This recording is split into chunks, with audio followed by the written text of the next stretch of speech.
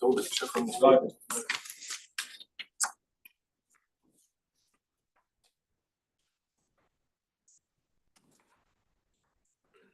Thank you. Welcome, everyone.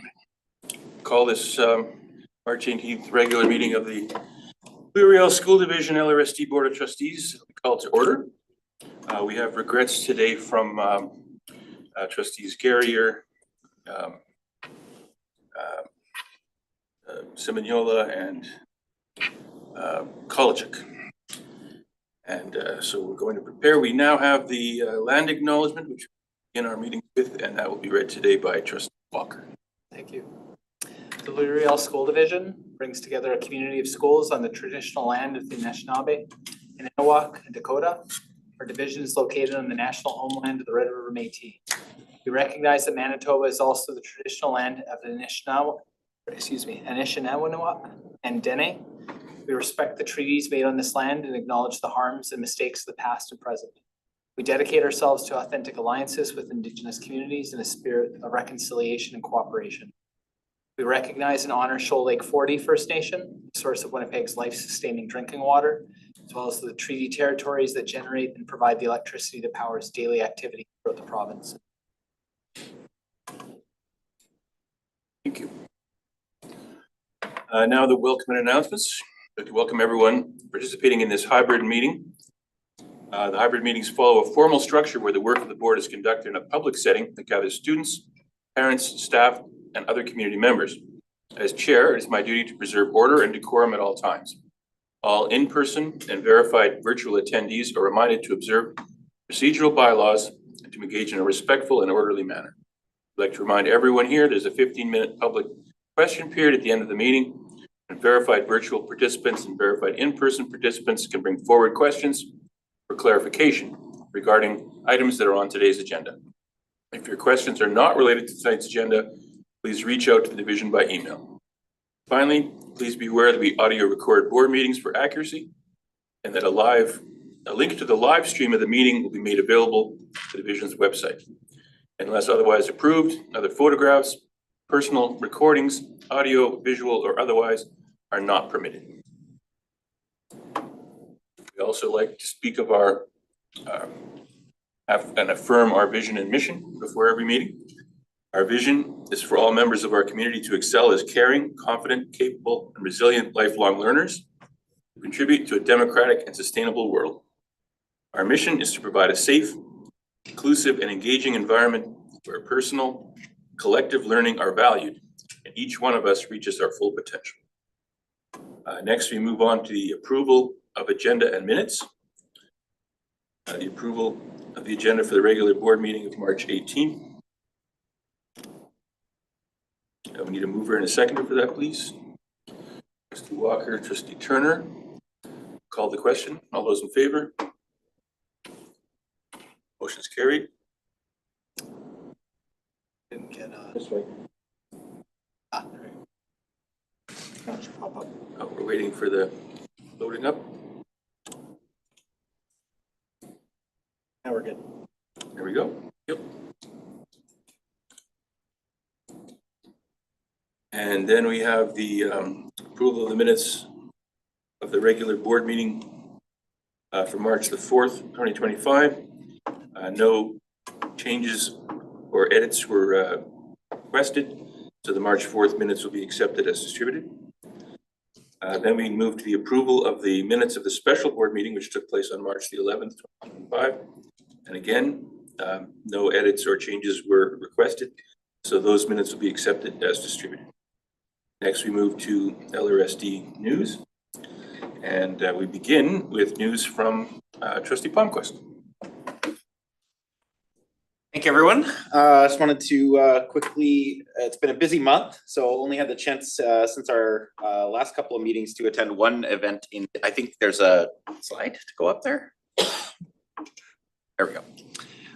Went to the Gay Straight Alliance GSA movie night at École Varenne, organized in part by Varenne staff member Neo, who is the second from the left on the picture there, along with myself, Trustee Walker, Trustee Sigurdsson, and our son Trustee Nemeth was there before I got there. It was a really fun event with students from multiple schools, and just a really great atmosphere with a button making machine, popcorn machine, and brought both my kids, and they had a great time.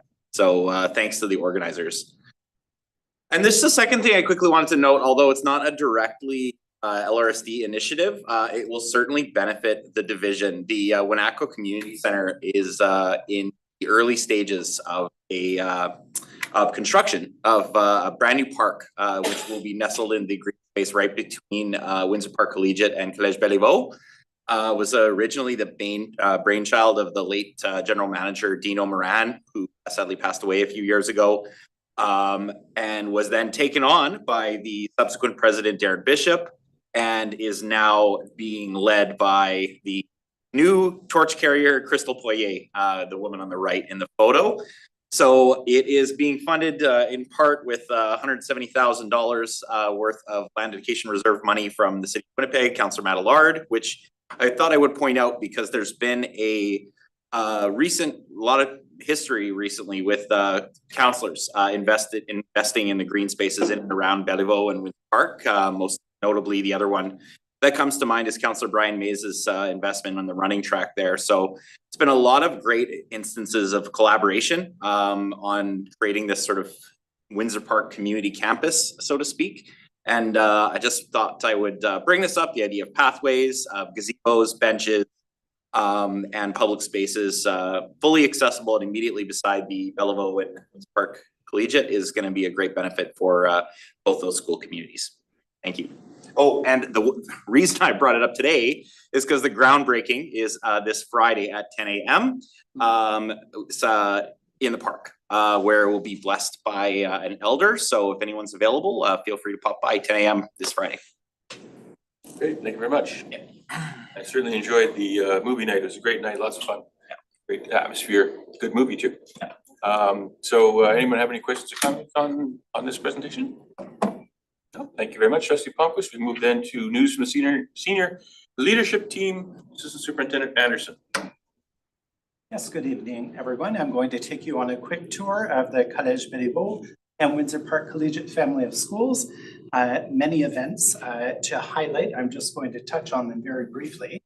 The first is Ethics Bowl Win. We have a competitive group of debaters from Collège Béliveau who took part in a French language ethics bowl at the University of St. Boniface recently. If you would like to find out more, there was an article in a recent edition of La Liberté featuring the students and sharing their experience at this event. For those that are wondering what is an ethics bowl, it challenges students to approach difficult, often divisive topics with nuance and empathy, confidence and humility. So it is a great event that's been going on for the past few years. The last Wednesday in February is Pink Shirt Day. I wanted to highlight one of our schools, they call it Howden, where every student in the school wrote down a message, an act of kindness on a flower that was added to a tree in their foyer. And it is a great visual reminder of the kindness that we can show to others. Students at École Provencher in grade 4 regularly visit across the street at Manoir de la Cathédrale. These students engage in conversation and games with residents of the manoir, all of this taking place en français. So it's a great opportunity for our students to apply their French language skills and build connections with folks from a different generation. They gain valuable life experiences while enriching the lives of the residents. Next, at École Van Bellingen, Black History Month was last month, and there were many different activities that took place in the school. Students reflected on the importance of the many contributions of Black people highlighted by an influential Black person of the day, presented through videos and conversations. Students were involved in creating posters to highlight these contributions and also created a dance to represent the fight for the end of slavery. Still at École Van Bellingham, pointing out to you that the grade 7 and 8 girls basketball team are to be congratulated for winning the divisional championships. And of course, February, busy month in our French immersion schools and elsewhere with Festival du Voyageur. And here you can see Logan Picton entertaining the students along with André Lacroix. Logan is a former student of mine from École Saint-Germain and is very popular on the Festival du Voyageur tour. Frontenac School, excitement here, folks.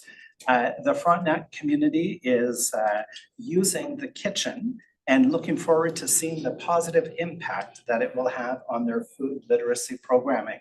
So this space was completely renovated as part of the efforts for the Universal Nutrition Program, and it represents a significant milestone in their commitment to food literacy. General Vanier School has been focused recently on project-based learning. This is a school-wide initiative that they've been engaging in. Wanting to give you a heads up, check your email for an invitation to a celebration of learning that is going to be taking place shortly at at General Vanier School. For those of you that are wondering what is project-based learning, it is a method that emphasizes student-centered inquiry and hands-on projects to foster deep understanding and real-world application of knowledge. It enhances critical thinking, problem-solving, collaboration, and communication. And featured in the photos here are some young artists and a guest artist at General Vanier School who received financial support through the Arts Education Grant Program that's offered through Manitoba Education. These funds made it possible to collaborate with Mexican-Canadian artist Alejandra Diaz.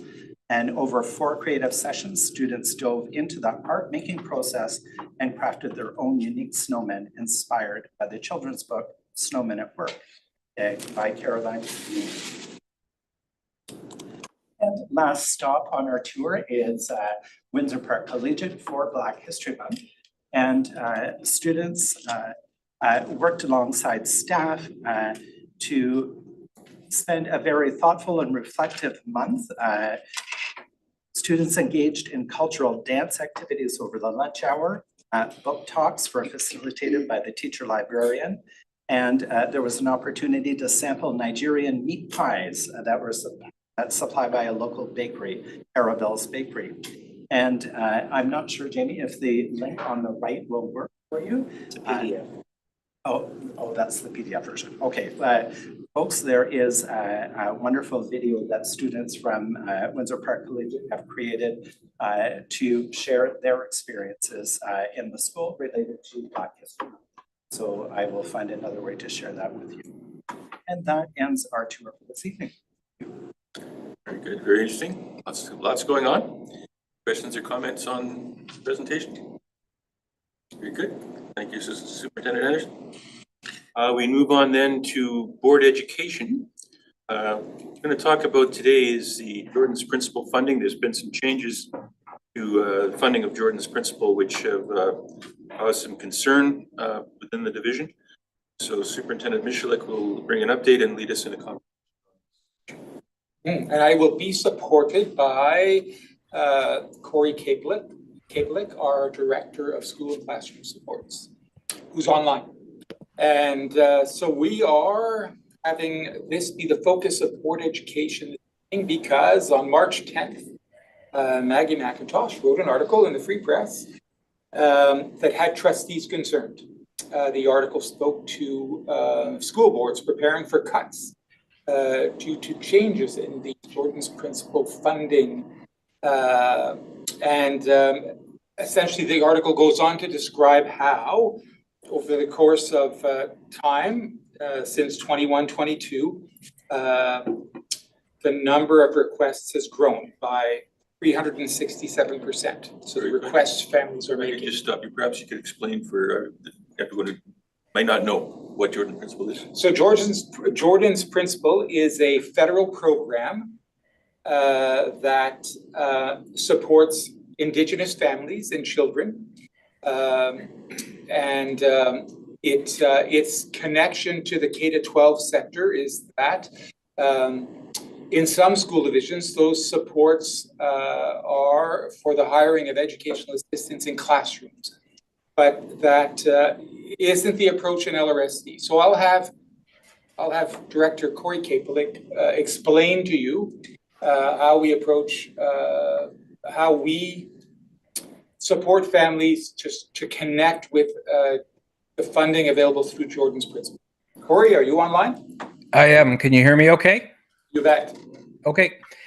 So yeah, just to follow up, what Christian has already established is that Jordan's Principle in its inception began in 2016 as an effort to organize between federal and provincial governments as to who will cover costs associated, in that case, medical.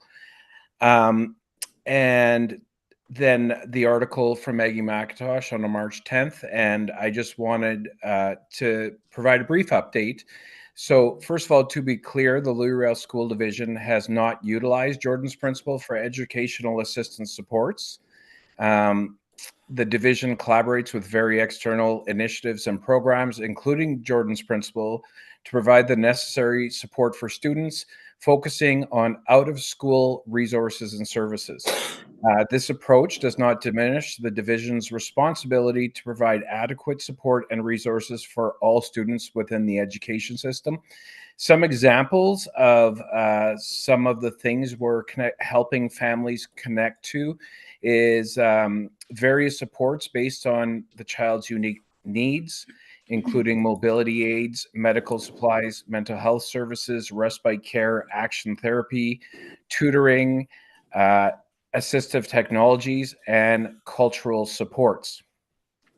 In the article from March 10th, it also makes mention to Indigenous Service Canada introducing a new criteria and documentation requirements to streamline the approval process for funding.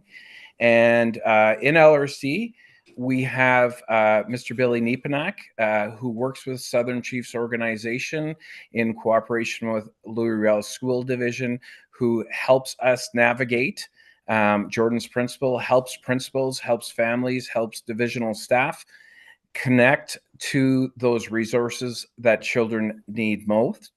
There has been quite a lot of changes in terms of who can write support letters and what categories these letters are coming from.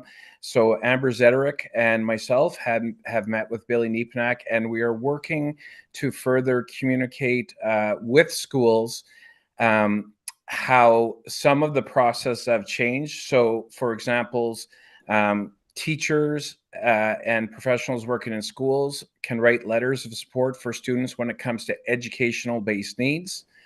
A change now is that if the referral is for medical or health type requests, it needs to be from a doctor or clinician or health-based professional. And when it comes to Jordan Principle's request as it relates to cultural supports, we're looking at letters from elders and knowledge keepers and folks that we work with. Billy and us and Billy, we are going to be working on providing a document and working alongside Billy's colleagues from the Southern Chiefs Organization to really just highlight to principals and divisional staff what has changed in terms of the process of applications. There are some things that have changed and are no longer available. An example of that is funding as part of a school trip.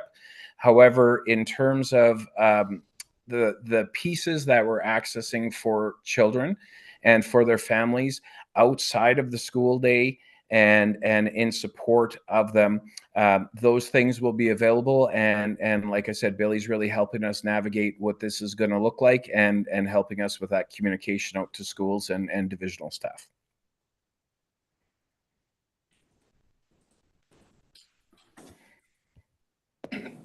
Thank you.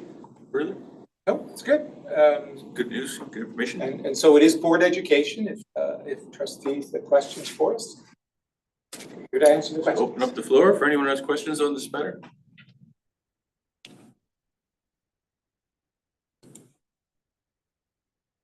I think we've all learned a lot. Good explanation. Thank you, Corey. Good to have board education and we learn a lot. So thank you very much. Thank So you. we will move on then. And thank you, Mr. Kaplan. We go then to finance and audit. And we just recently passed the 25-26 budget. Secretary Treasurer Nikki will share some information for us. Yeah, so thank you very much.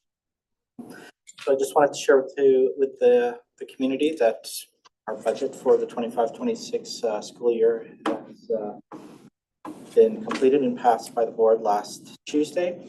And so we have released some information to the public, specifically around a spotlight story that we have put on our website. And it essentially outlines that we've approved a budget of $273.8 million.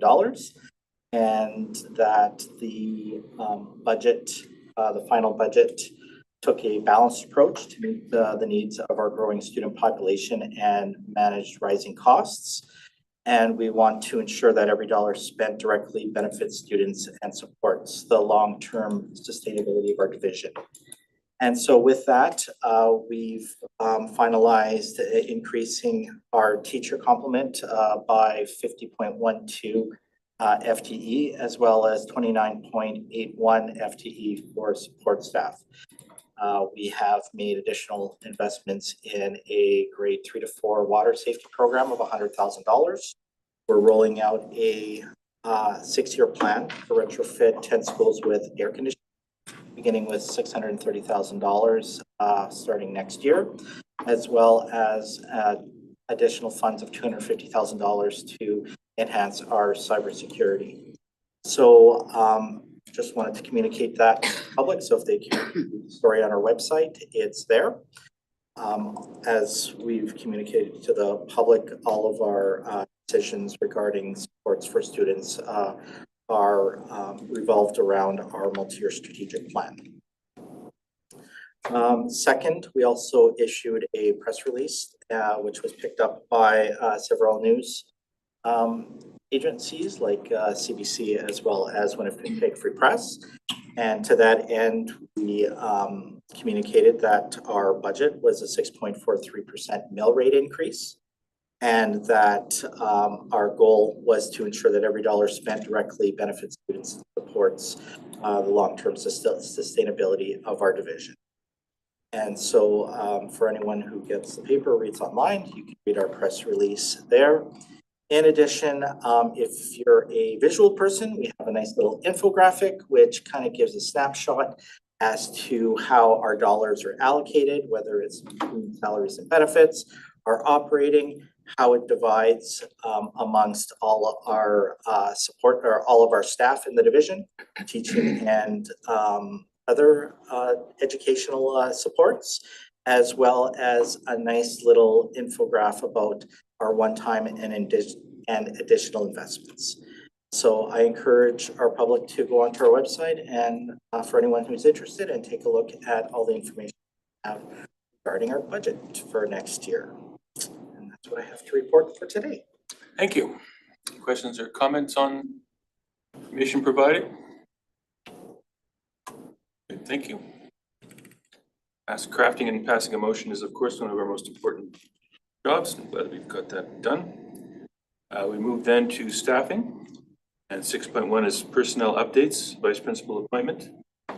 Superintendent Michalik will provide context to the leadership team's recommendation proposed board motion. Mhm. And so we are recommending the appointment of Lynn. I've got to turn my head around. I can't see it on my screen for some reason. And so I am recommending, the SLT are recommending that the board appoint Lindsay Trudeau, who is a vice principal in the Winnipeg School Division, to the vice principalship at Lavalley School effective August 1st, 2025. The see, I'm not the only one. Eh? He didn't want to believe it. No, trying to help you. Trying to help me.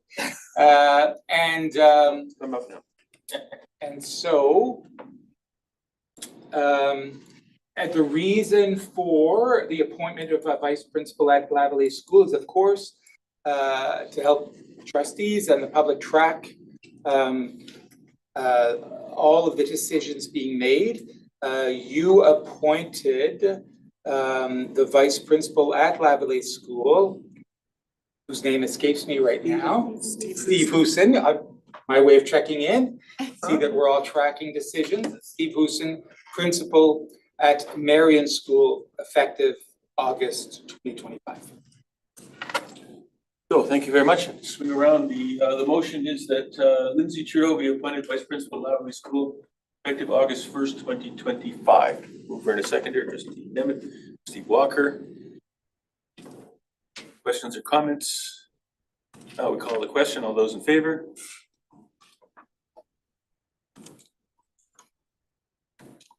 Yep, we're good. Motion's passed. Thank you very much. Congratulations to our new principal. Move then to personnel updates, vice principal transfers. Again, I turn it over to Superintendent Michelin. Now I'm going to turn around and look at the screen so I'm not forgetting anyone. And so we are, as a senior leadership team, recommending the board transfer the following vice principals. These are colleagues that have requested changes in assignment for their growth and learning. And so we are going to have Lisa Monson, who is presently vice principal at Frontenac School, transferred to the vice principalship at Darwin School effective August 1st, 2025. Jennifer Sloan, vice principal at J.H. Bruns Collegiate, move on to serving Frontenac School, given the vacancy, effective August 1st. If Teo, who joined us last year from Pembina Trail School Division, would like to stay on in French immersion, and so she'll move from Sage Creek School, that will be an English program school come September, to serve the Collège Béliveau community in a vacancy created by appointing Jennifer Oldfield, principal at École Van Bellingham. You'll remember that. And finally, and what explained Lisa Monson's move to Darwin School was her appointment of Laura Kellogg to the principalship at General Vanier School.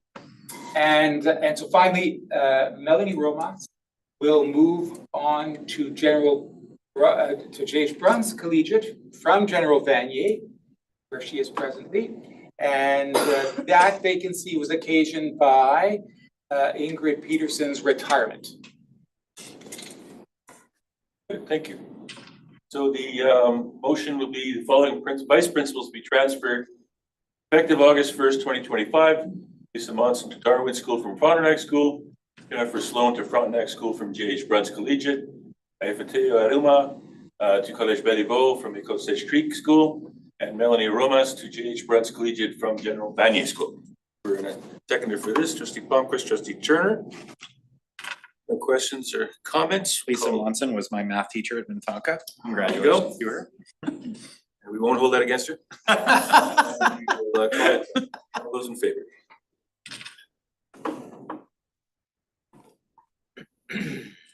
We're good. Good. And so that moves us then to Another one? School tour. 7.1.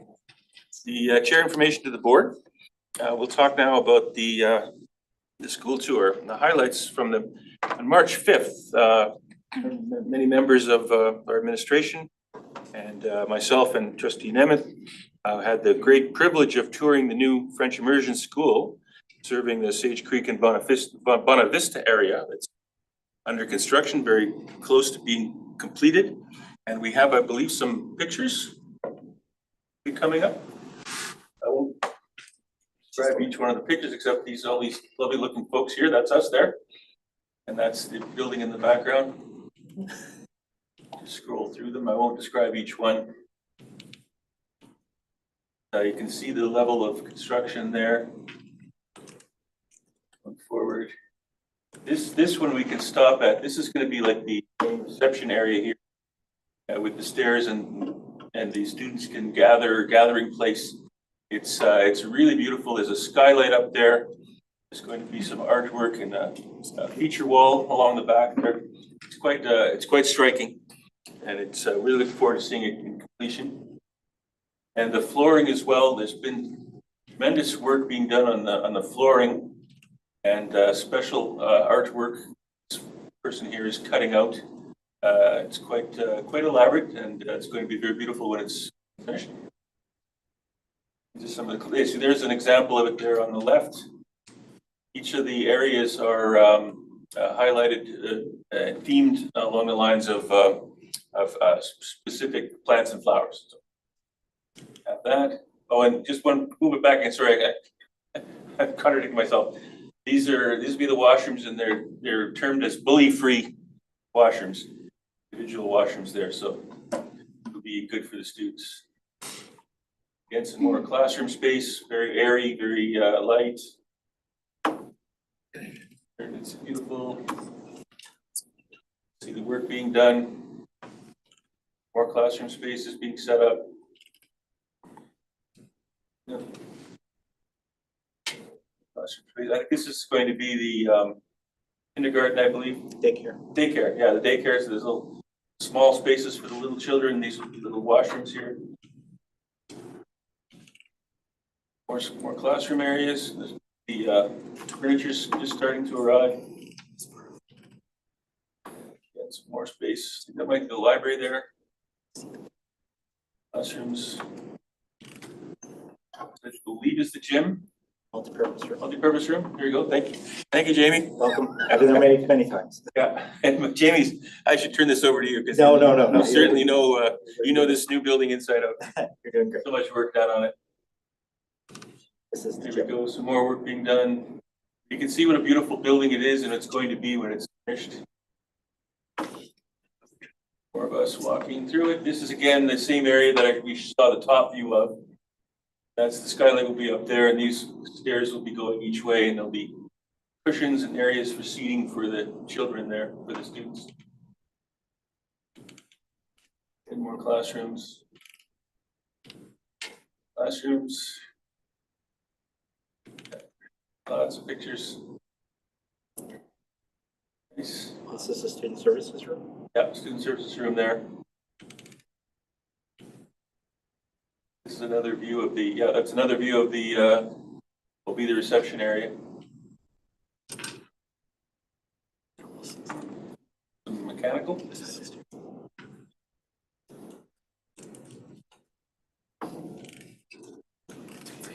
So.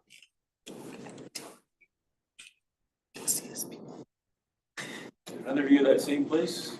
Really looking forward to seeing that fully completed. It's going to be lovely. Again, and that's the outside. So we all got our shoes muddied. See there. That's it. Good. Excellent. So it was going to be completed June, July, I believe. Take possession. July, and be ready for the students coming up in September. So it's tremendous. We're very privileged to be able to take a look at it, tour it. Really looking forward to that. Some of the people in the community, we've heard that people are driving by and people are pulling into the parking lot. And asking questions of the workers, trying, so excited about having their kids go to that school. Have any questions or comments regarding this construction that's going on, or the new school, or our tour? Very good, thanks. It was a great experience. I was glad I was able to carve out the time during the day to do. Now we move on to senior leadership team information to the board. And again, Superintendent Michalik and Assistant Superintendent Anderson will update us on the before and after school care and how it relates to our strategic action 4.3 in our multi-year strategic plan. Yes. So as outlined in our strategic action 4.3,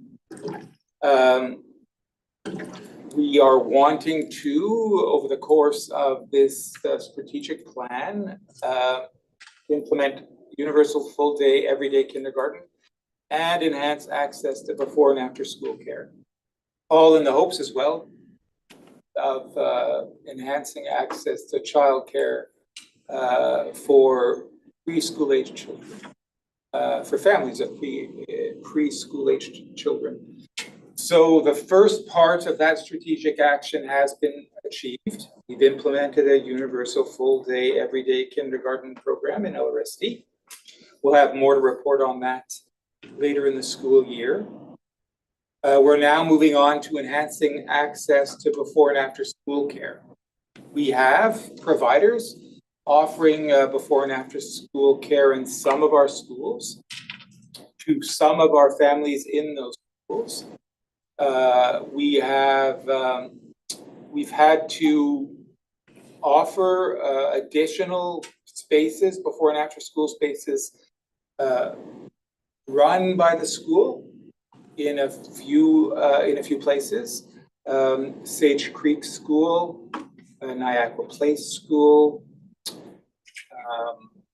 Archwood School, and École Van Bellingham this year.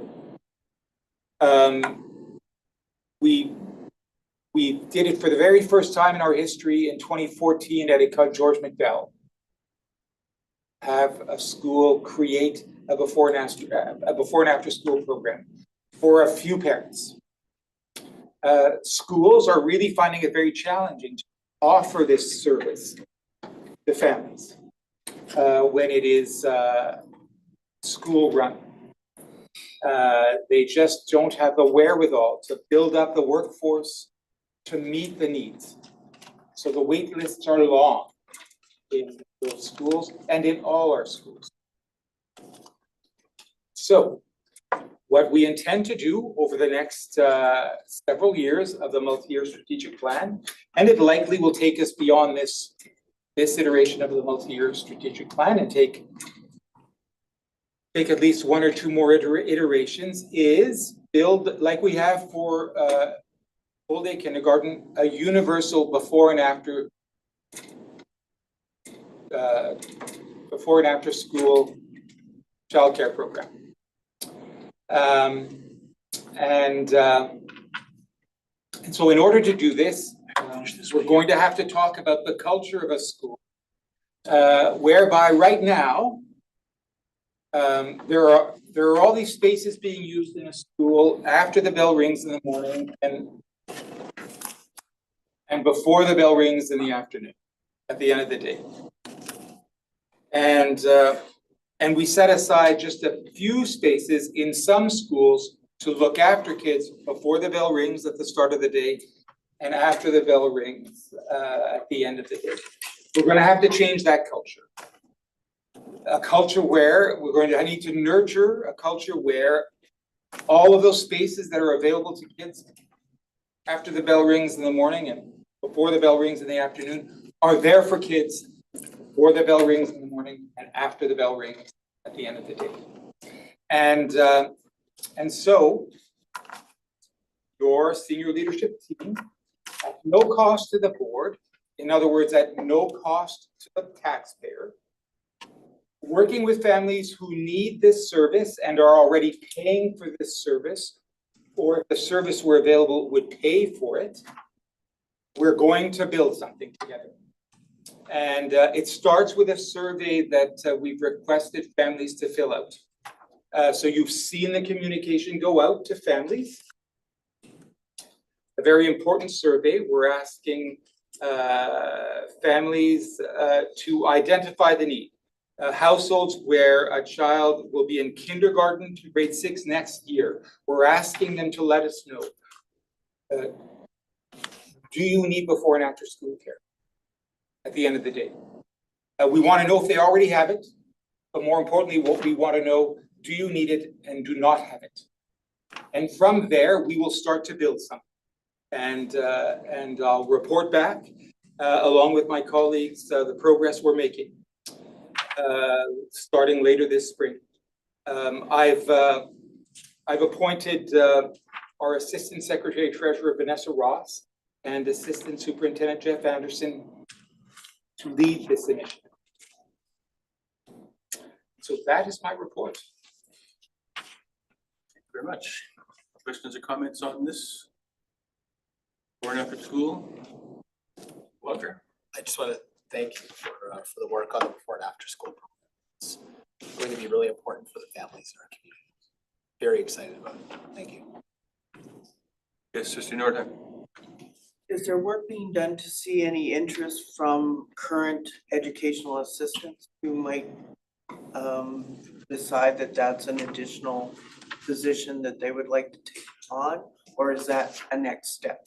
That'll be the next step, is how do we build that workforce? So I'm grateful for Trustee Walker's comments, but what we've been working hard at doing right now is envisioning a future here and planning for a future. But the hard work of building a workforce to meet the needs of parents is a whole other matter. But we're going to roll up our sleeves and get to work on that.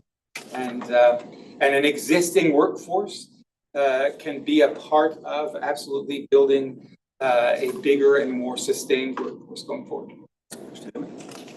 What are the parameters for knowing what schools will be prioritized? Well, this survey will help with that.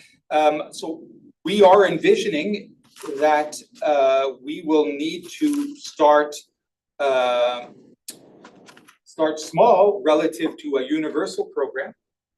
Start where there is already a program in place. I've mentioned schools where we already have an existing program in place, but one that is not meeting the needs, where the wait list is far outweighs those being served. And but hopefully we can not only serve those few schools, but add a few more to the mix as we build out a program and learn from that initial experience to expand year over year. Thank you. Anyone else? Can I ask a question? Usually it's at the end of the. Okay, so save it for the end. You think? Ideally, we'd save it for the forum at the end. Public forum at. Sorry, we just don't want to set a precedent. Set a precedent here.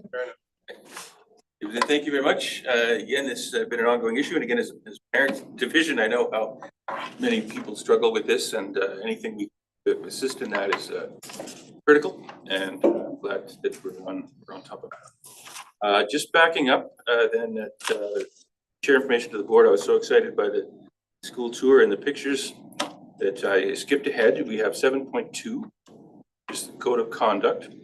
As per our policy, we met in camera and had a vote, and we determined that Trustee Palmquist was in breach of our trustee code of conduct, but we also agreed that the breach was not serious enough to warrant any sanctions, but we agreed that you should undergo but have board education, and we've all agreed that we all as a board trustees are going to join in and learn more about the role of trustees in these changing and evolving times.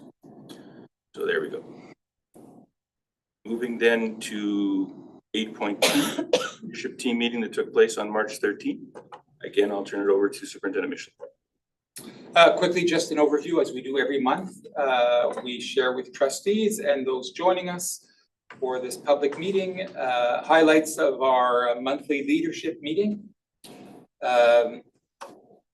We've designed our leadership meetings to have the morning focus on principal and vice principals'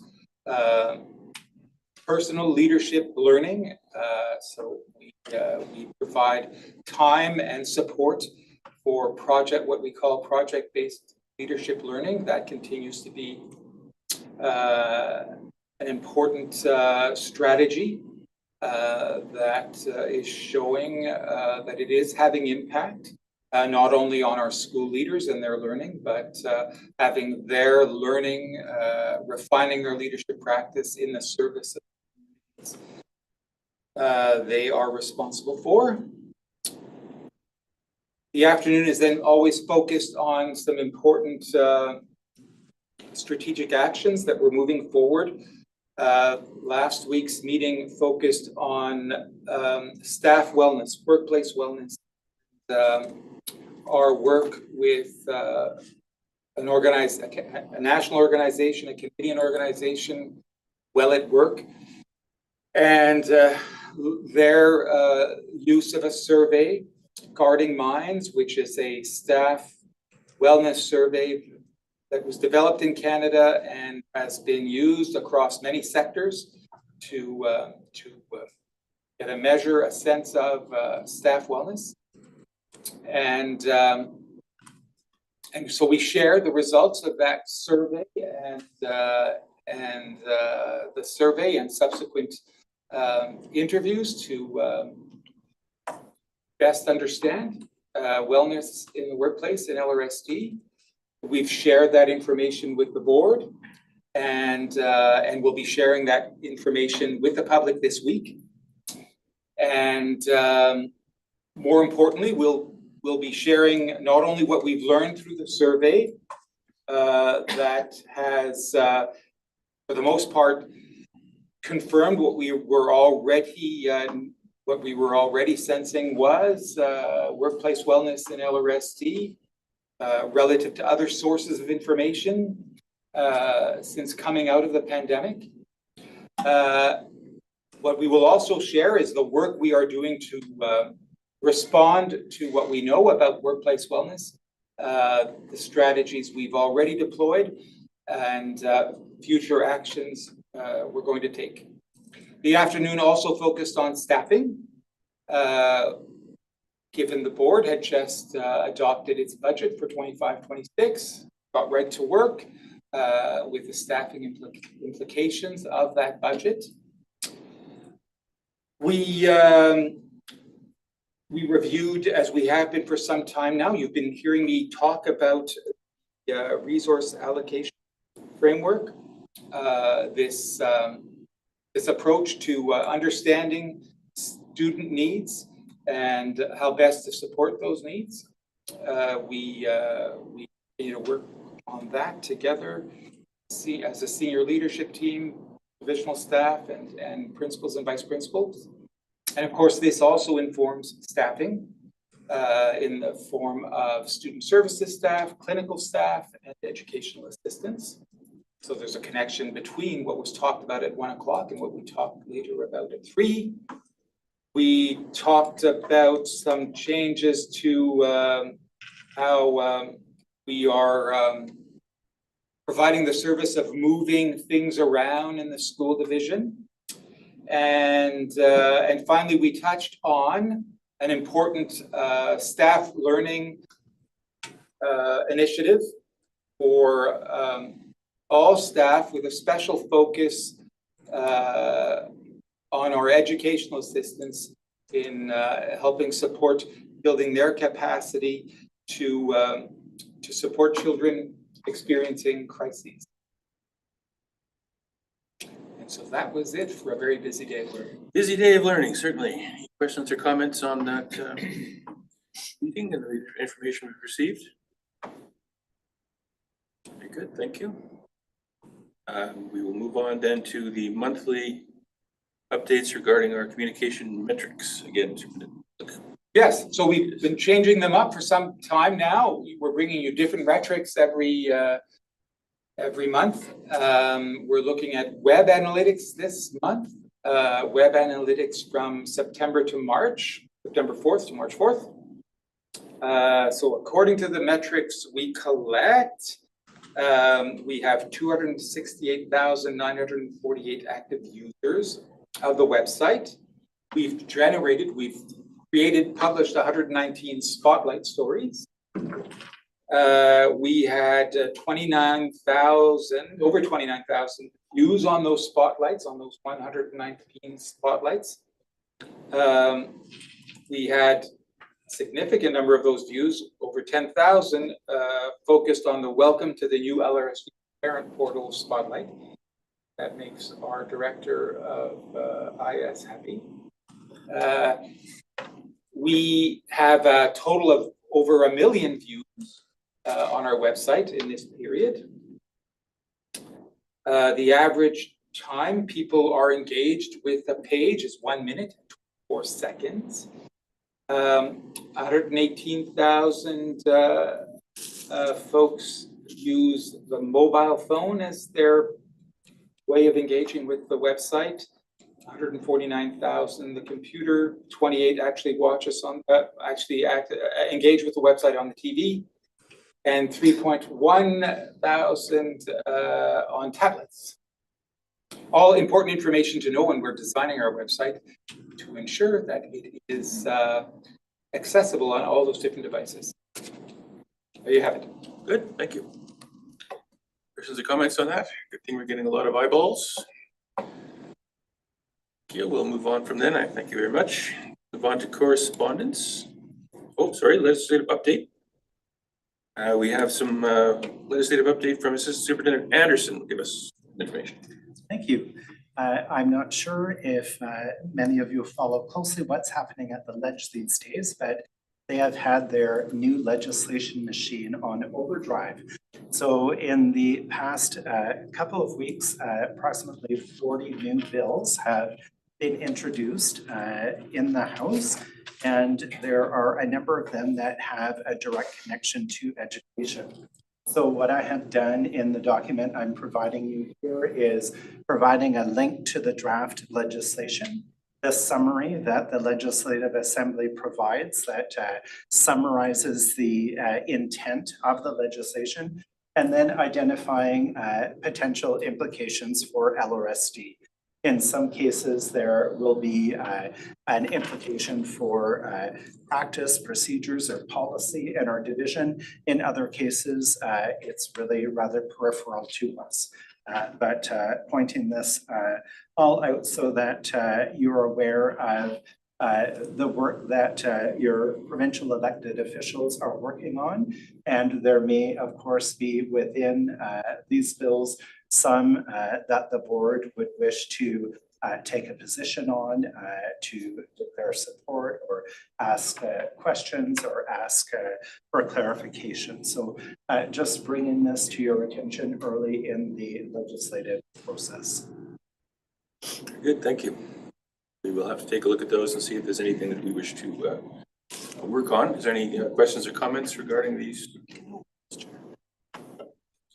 proposed motions, proposed bills?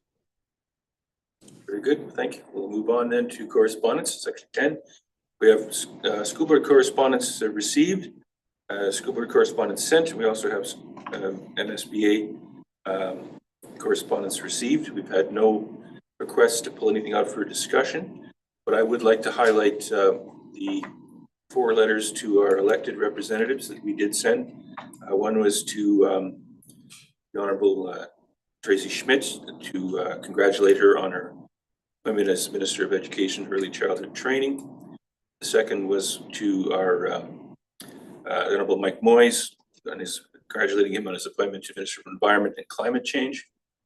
The third was to Tyler Blashko on his appointment as the Legislative Assistant for Education and Early Childhood Learning. And finally, one to Robert Loise for his appointment as NDP Caucus Chair. That was correspondence that we have sent out to those individuals. So that leads us then to action items. The first one is 11.1, the absence of the vice chair. Vice Chair Darlene Guerrier is requesting a medical leave of absence. And we have the proposed motion to the board, whereas Trustee Darlene Guerrier has requested temporary medical leave from her duties, and whereas the board deems the request to be reasonable and necessary, be it resolved that the board authorized Trustee Guerrier's absence from her trustee duties effective March 18th, 2025, and that when able to resume her duties, Trustee Guerrier writes to the chair requesting a statement. Have a mover and a seconder for this motion, please. Trustee Turner, Trustee Walker. Questions or comments on this motion? Called. I'm gonna miss Darlene.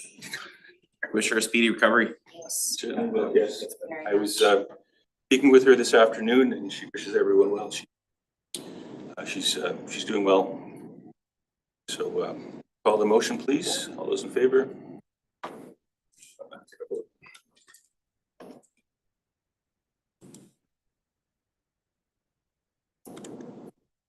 Passed. And with that, with our absence of my right arm or left arm here, we need to fill that role, that hole. And we have the election of an interim or acting vice chair. We have one call for nominations, or do we have? Yeah, there should be a call for nomination. Okay. We wish to. I Turner. nominate Ian Walker. Turner nominates Trustee Walker. Second that. Palmquist. The other nominations? Nominations are closed. Mr. Trustee Walker again will be claimed to that position. Congratulate him. It's not the greatest way to get the job, but I'll certainly appreciate the help, and we're all confident that you'll do a fine job. Thank you. If that counts for a round of applause or not. Thank you very much. We still have to vote on it. I do vote. I don't do, if he's a claim, do we still vote? Yep. He's the only one. Yeah, it's based on process. Yeah. Oh, okay. Well, we'll call the vote. That Trustee Walker be appointed interim vice chair beginning March 18th, 2020. Mover. I think we already had, movers, Trustee Turner, Palmquist. Call the motion. Those in favor? Motion's carried. Again, congratulations. I've already congratulated you. I'll do it again. We're good. Okay, that moves us then to the reconfiguration of École Varennes, École Henri Bergeron catchment area. Proposed motion. Assistant Superintendent Anderson will provide an update and context, and then I'll read the proposed motion. You know, I might Would you like to- offer, yeah, I might Certainly. offer context. Yes, I appreciate that.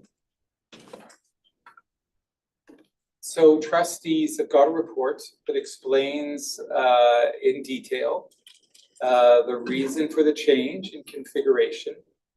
What I want to emphasize is that it is a temporary change.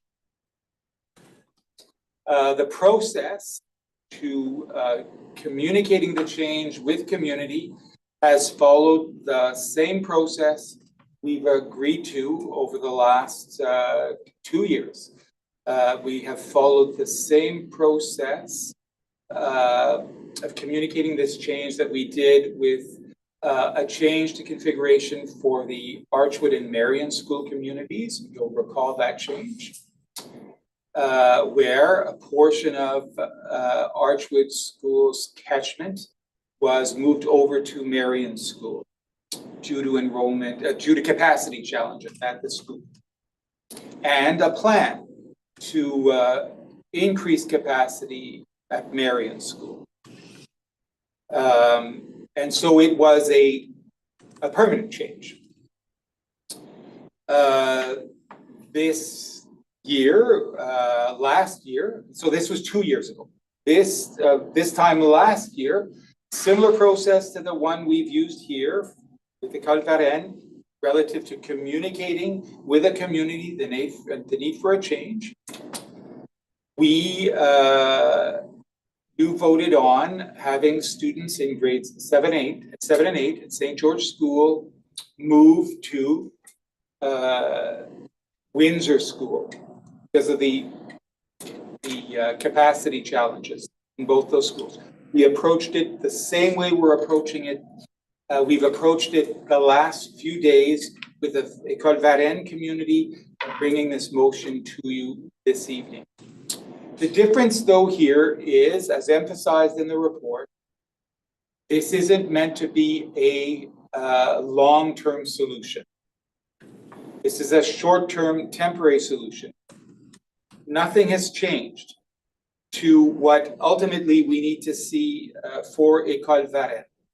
We need to see a new school built on the school grounds where the school is presently, a school to serve students K-8 and built to increase in its capacity relative to fluctuations in enrollment.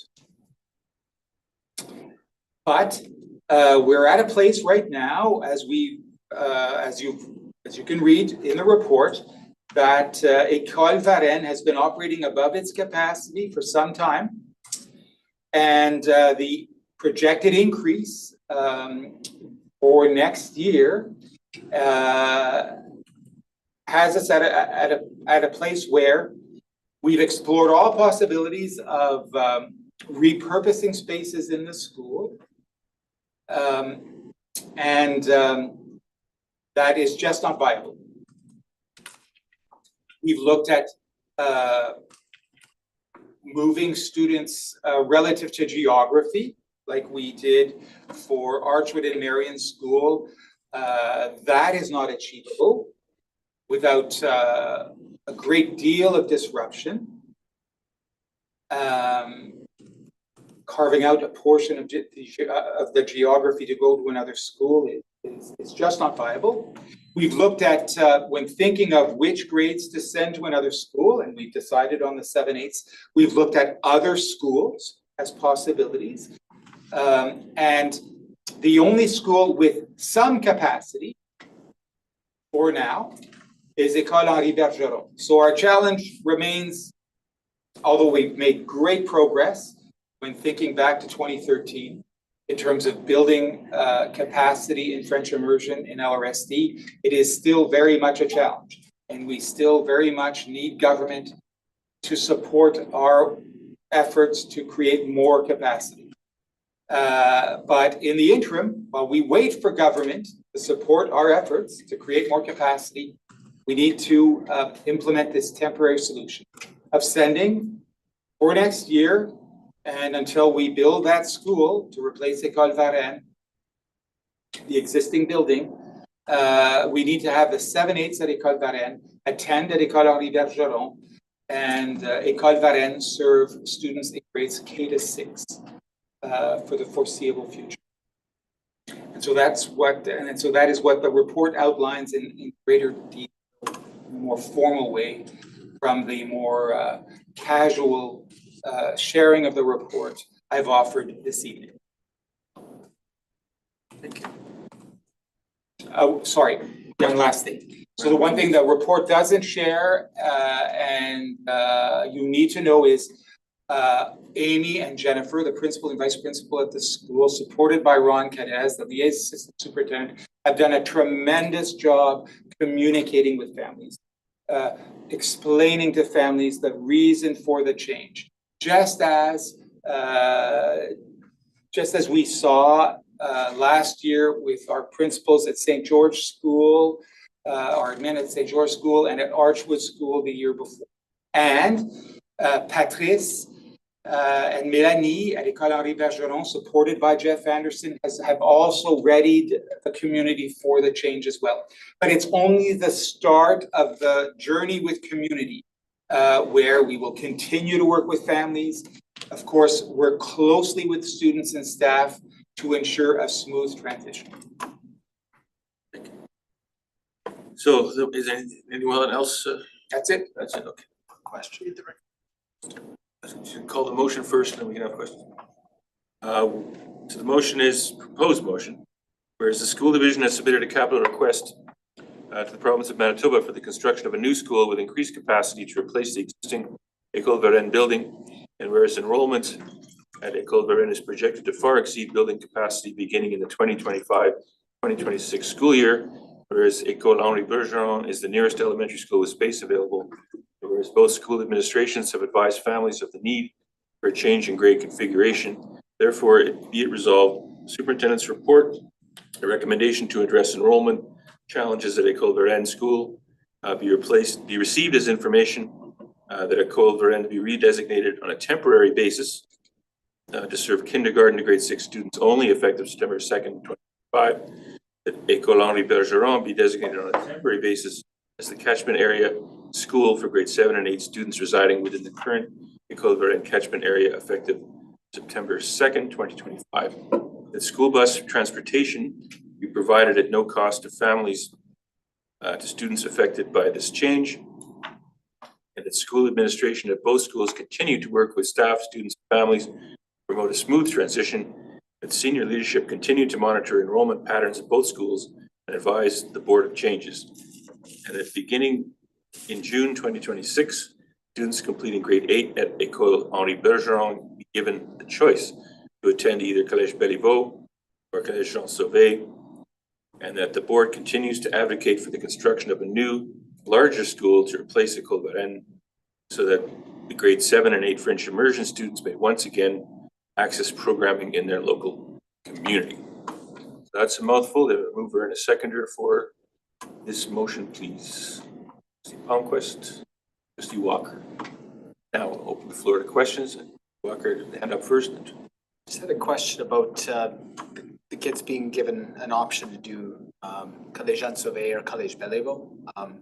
My kids are probably going to go to Belleville, but with one of my children leaving grade 8 this year, if he decided to go to Belleville and then, but didn't have Collège Jean Sauvé as an option, and a younger child wanted to go to Jean Sauvé, they might end up at high schools that are quite far apart. And there'd be a consideration given to families that might want their younger one to go to Jean Sauvé. Yeah, and it's already part of our approach to schools of choice and reconciling families and thinking of schools of choice. And this is an issue because Varennes students would normally go to Jean Sauvé and. That's right. So our challenge is the school nearest to École Varennes is École Marianne Gabory, in the same family of schools, and that's where we started. But our dilemma is there is no room at École Marianne Gabory to accommodate students from École Varennes, and so we had to go looking for other schools where there is space. And so it is not ideal. We're having students go to a school for grades 7 and 8 where now a school that traditionally has been a part of the Collège Béliveau family. Now, this change, we're saying that for students at École Henri Bergeron, whether they're from École Varennes or already at École Henri Bergeron, students, families will have a choice between both high schools. Trustee Walker. Do you have an idea of what the additional transportation costs will be to students from Varennes to Henri Bergeron? I know for certain that it will be within the budget that the board adopted last week. Okay. Trustee Nemeth.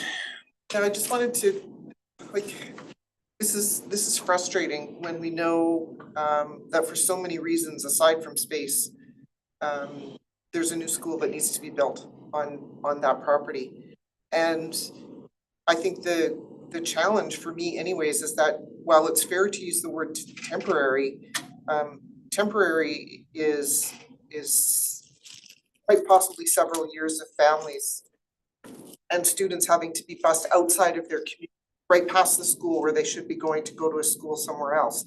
And so to Trustee Walker's point, that's, expense associated with busing. It's kids may be up earlier in the morning and home later in the evening. I'm not entirely sure. But the reality is that this temporary is, I'm guessing, because we haven't received approval to build a school yet, you know, 2, 3, maybe 4 years. And so, you know, if the rest of the board is in agreement, I think this is a prime opportunity yet again to have the chair write to the Minister of Education, copying all the many MLAs that serve in Louis Riel, and just draw attention to yet again another moving piece in this you know, holding pattern that we're in for a new school, where there is money being spent on busing that could be spent on better things. And there are students and families that are going to be impacted, not in a good way. And also that they're going to be moving right out of their where they reside to go to school elsewhere. So there is no win in this scenario other than we know that we have a school that's going to welcome them and make them feel like they're part of a new school community. So if the board agrees, I think there's a letter that could be written there with you know, just highlighting what the next step is that we're being forced to take. Yeah, we just recently wrote a letter to all of them about the variance issue, but certainly we can, I would be quite approving of another letter specifically on this issue to point out to them, to make sure that they know that this is a move that we had to make because of their inaction. Yeah. Trustee Blomquist, then trustee. Yeah, echoing most of Trustee Nemeth's comments, I am one of the Varenne parents who likely my oldest child will be attending Henry Bergeron as a result of this, unless we get the new school funded and built in the next 2 years. So I feel this closely. I do intend to support it. I would echoing Trustee Nemeth's comment about the frustration about the lack of political support in rejuvenating it, except that I wouldn't stop at writing out to our MLAs. I would be very interested in seeing us reach out to the public, to the parents, the community members, and ask them to contact their MLAs. And directly engage the constituency, the parents, the voters via such vehicles as the PAC, school administration, whatever else, and see if we can make sure that the community is aware. Not the politicians are already aware that this is something that they could have fixed and chose not to. The community may not be 100% aware of that, and their voices and their influence and their power should be leveraged, in my opinion, by us. So could we look into that option? I understand we're working closely with the PAC currently, encouraging them to take political action. Yeah. Yeah, so we absolutely will continue to enhance our communication efforts. Do you know what I have? I guess my concern is timing. Just in terms of, as superintendent has mentioned, we've kind of gone through this 3 times now. And I guess my question is, I think we're always hopeful that we're going to see some support from government for the needs that are clearly at the issue here, in as both trustee colleagues have mentioned. But my hope is that as we move forward, if we're seeing more of these situations, assuming that if we do get funding, we're still down the road and still will have to make some changes, that perhaps we can kind of predict that as we did with the Sage Creek scenario a little bit further in advance. That's my question and concern. Thank you. Any other questions or comments? I think we've covered that. We'll call the question. All those in favor?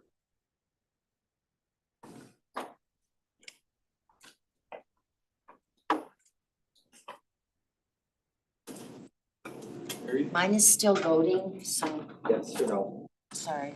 Uh, Yes, I am voting yes. Thank you. Thank you. Motion's carried. Yep. We move then to another issue, and that is the Island Lake Community School redirection. And again, either Superintendent Anderson or Superintendent Anderson will give us some context for this motion. Very good, thank you. So trustees, you have before you a report that summarizes enrollment growth at Island Lakes Community School over the past several years and detailing mitigation measures that the board has put in place to address the increase in enrollment. We know that enrollment at Island Lakes Community School is going to continue to grow as there are new housing units coming online within the catchment area over the coming months and years. What we are proposing to you this evening is that we realize that there is no additional space to be tapped at Island Lakes Community School for the creation of additional classrooms, and that we limit the number of classes at the school to 33. And that, as we do in all of our schools, strive to keep class sizes within expected targets wherever possible. And that the superintendent monitor class size at Island Lakes Community School, and when class size and composition reaches a level that is determined there's no more room at that grade, that we close Island Lakes Community School to new registrations at that grade and redirect students registering to Shamrock School, along with any siblings that they may have. Again, this, like the last discussion that you just had regarding moving École Varennes students, will necessitate additional transportation of these students between their home in Island Lakes and Bonavista Vista and Shamrock School. Shamrock School, I would point out to you, will have ample capacity next year, as there will be a great outflow of students who reside in Sage Creek, who have been temporarily accommodated at Sage Creek, at Shamrock, and will be moving back to the existing school at 315 Sage Creek Boulevard. So it's not a question of concern for space at Shamrock. There will be ample space to accommodate these new registrants that will come in. And the proposal before you will also allow families that are currently attending the school to continue doing so. Thank you. So the motion is be it resolved that the superintendent's report and recommendation to address enrollment pressures at Island Lakes Community School for the 2025-2026 school year be received as information. The superintendent monitor class size and composition at Island Lake Community School in consultation with the school principal, and that when deemed necessary by the superintendent, enrollment at a given grade level be closed. New registrants and any siblings redirected to Shamrock School. The school bus transportation be provided at no cost to families. That the superintendent monitor class size and composition at Shamrock School, consultation with the school principal, provide additional staff as deemed necessary. And the superintendent provide regular updates to the board. So a mover and a seconder for this motion, please. Trustee Turner, Trustee Walker. Any questions or comments on this move? Yes, just I also make a quick comment. I was actually out in the Island Lakes community over the weekend walking the dog, and I was just struck by how many new homes are going up in the Bonavista Vista area. Yeah, Wild. it's quite remarkable. Yeah. Again, I wanted to say that this is like you can see by these various motions, it's like I wanted to say it's like chess, but it's kind of like whack-a-mole because problems keep popping up and we have to respond in the best way that we can, and the limited resources and limited space that we have, and make sure that we have adequate room for all the students in as close as possible and as comfortable as possible in schools. And I'd like to thank the SLT for senior leadership team for all the hard work they do to come up with these solutions, which may seem complicated, but really are in the interest of students. That's my lecture. So I call the motion. All those in favor? Passed. All voted already? Well, while I was talking? Yeah. Excellent. Talk more. Okay, one more coming, and that is the Sage Creek redirection motion. And again, Assistant Superintendent Anderson will give us an update and provide some context for the proposed board motion. Yes, very good. As mentioned, when speaking about Shamrock School just a moment ago, there is going to be a substantial outflow of students with the opening of this second elementary school in Sage Creek. There will be room for grade 5 to 8 students to attend the English program once again in their community. And you'll know that this hasn't happened since the school first opened in 2017 and very quickly ran out of space with those students needing to assign outside of the community. However, I do need to draw to your attention a couple of points. One is that in order to accommodate the number of students that we currently have at ACOS Sage Creek School, the school division had to do a number of temporary changes to learning spaces in the building. The learning commons on the main floor, which should be a very welcoming space for students to gather, like in the image you saw in the new school, has 2 temporary classrooms constructed in it. The human ecology and industrial arts labs also were repurposed. What I am bringing to you this evening is the need for these spaces to be returned to their original purpose, so that when our students return to Sage Creek School, they have access to the specialized spaces that the building was designed to have. That there is a learning commons where they can gather to learn collectively, that there is human ecology and practical arts, industrial arts programming available on site. With that, there will be less space for students in the building next year. And as the report states, there is enough room for everybody that is currently registered. Similar to the situation at Island Lakes Community School, we know that as new homes are constructed in Sage Creek, that there will be enrollment pressures on the school that at one point will no longer be able to be accommodated at 315 Sage Creek Boulevard without sacrifice and compromise that we do not feel is fair to ask the community to bear for an even longer period of time than they already have to. So the motion that we are presenting to you this evening is similar, that the superintendent will monitor class size and composition at Sage Creek School, and that when a certain critical level is attained, that specific grades be closed to new enrollments at Sage Creek School, with new registrants and their siblings redirected to Shamrock School. This will ensure that students at Sage Creek School have access to the specialized learning spaces that they need, and it will also take advantage of existing learning space that there will be at Shamrock School following this Thank you.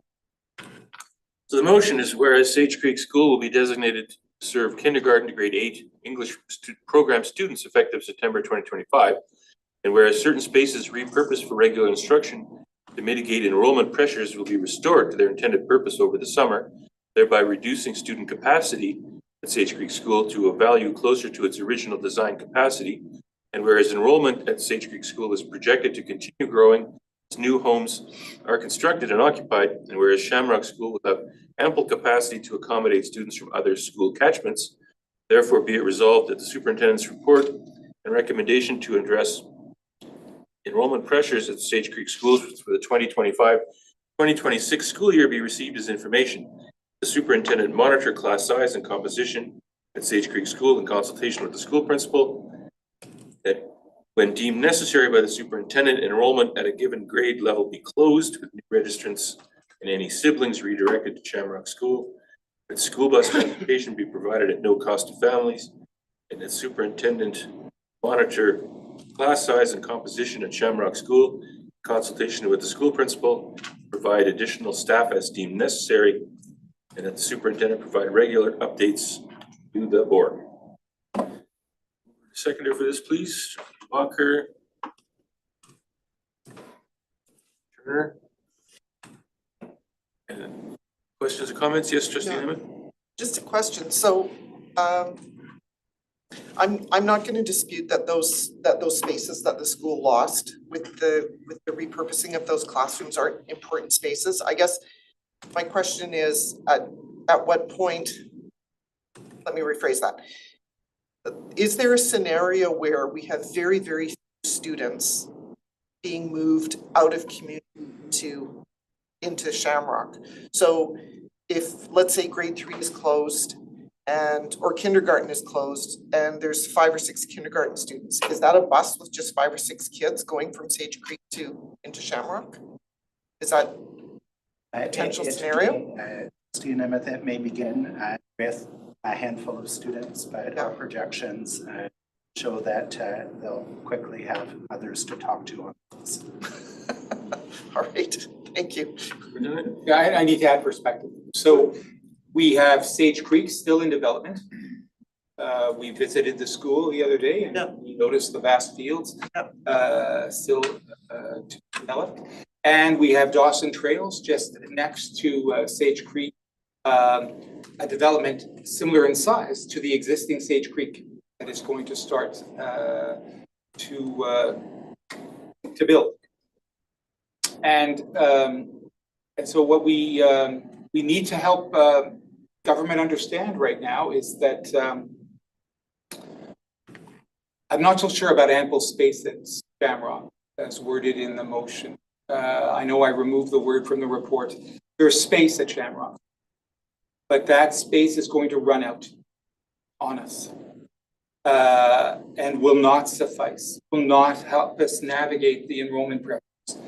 And I think a mistake we made, a lesson learned from how we navigated space challenges in Sage Creek since 2017 was we were far too accommodating in making space available in the school. We had over 800 students in that school. We did away with all of these important spaces, and we can't make that same mistake again. And we need to help the province we need to make the province understand just how necessary a school in Dawson Trails will be, just how necessary 2 schools in Precinct K will be, just how necessary a new high school in the developments south of the perimeter will be to ensure flourishing in schools in LRSD over the coming decade. Yes. Follow-up question. So then with your reference to the word ample capacity, because now that I read that, maybe the motion should be amended to strike the word. So to suggest that capacity is not finite as it suggests. It's not infinite, it is finite. I mean, it is finite, that we're back to the word temporary. Yeah, all of these are temporary solutions. They cannot be misconstrued as permanent solutions to anything. So we need a friendly amendment To whoever the mover is, yeah. which I think was Trustee Walker or Trustee Turner. That's fine. That's fine. We can make that amendment. And to be clear, Sage Creek in this report is over capacity. Yeah, It's built for 600. And that's another thing is that, you know, whereas Shamrock School, comma, already over capacity, comma, has no capacity, but we're sending kids there anyways because we don't, and that's all something that can inform yet another letter or That's another, right. you know, and another galvanizing of community voice to start to really put some more pressure on government to address this, because the problems are just compounding, and it's not just transport, it's a bunch of other things. And if anything, and I'm sorry for the informality, but you know, if anything, this should drive home for all of us that all of this growth is headed to a high school next year. Yes. We Yes. absolutely need government to announce an addition to J.H. Bruns Collegiate and necessary renovations to two high schools in Windsor Park. Would it be fair to say, oh, sorry, I'll. No, that's fine. Would it be fair to say then that we've been too accommodating? Maybe Lesson done learned, too I good a think job absolutely and done which is not helped us a lot. highlighted, is allowed the government to get away with not providing what needs to be provided because we have. I think it's hidden the reality, from partners in ways that haven't been helpful. Because you can drive in a car, you can see, or walk with a dog, you can see those houses and the open fields about to be developed, still coming. So anyway, sorry to cut you off, Trustee Nordheim. Are we going to get the renovations, reconstruction complete by September of this coming year for the? Yeah. Okay. Was what you voted on in your budget. Yep. And with a plan to get it done. Just with timing, that's all I'm. It's all good. With a plan to get it done. Yeah. So no further questions, we'll call the motion? Can you just read the revised portion, Sure. please? Where is that? It's the last whereas. Sure, I've got it.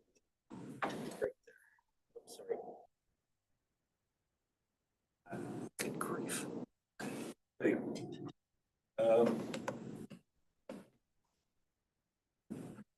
Someone help me again? Second line from the top. So the amendment is whereas Shamrock School will have capacity to accommodate students from other catchments. That's the change? Yep. Very good. Okay, no, you don't want to use the word temporary? Yeah, we should add. Short-term We'll have capacity temporarily to accommodate students from other school catchments. But inevitably, we will run out of room. We'll need a school in Dawson Trails. So we'll need a school in Precinct K. So we're all okay with adding temporary? Hope so. And the mover adds that? Yes. More work for our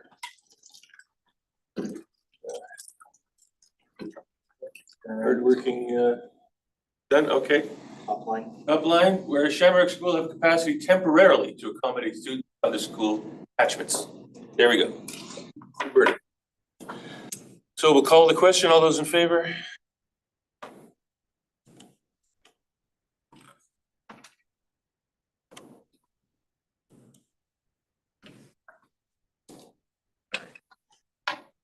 Trying to vote yes. Sorry, I had to refresh. Yes. Thank you. Carried, good. Still have loading on my screen here, but next matter will be 11.6 board meeting schedule for 2024-2025 amended. I have to refresh here, sorry. I'll turn around. There we go. Chair will provide context. So what's happening is we had we passed our regular board meetings for the school year, and one of them falls in spring break. So obviously it'd be very difficult to have everyone here for that and prepare for the meeting. So we're proposing that a change be made in our April meeting dates, and our April meeting dates will be April 15th and April 29th, 2025. So the motion is that the board approve the revised list of board meeting dates for the 2024-2025 school year as passed by motion 2023-109, changing the April 25th or April 2025 regular board meeting dates to April 15th and April 29th, 2025. So, question, any mover and a seconder for that one? Trustee Walker, Trustee Nemeth. And again, it's pretty self-explanatory. We discussed this. It's basically the 15th date was already there, but we're adding the second date. 15th would have been the second date in April, but we're adding the second date in the 29th. So I'll call the motion. All those in favor?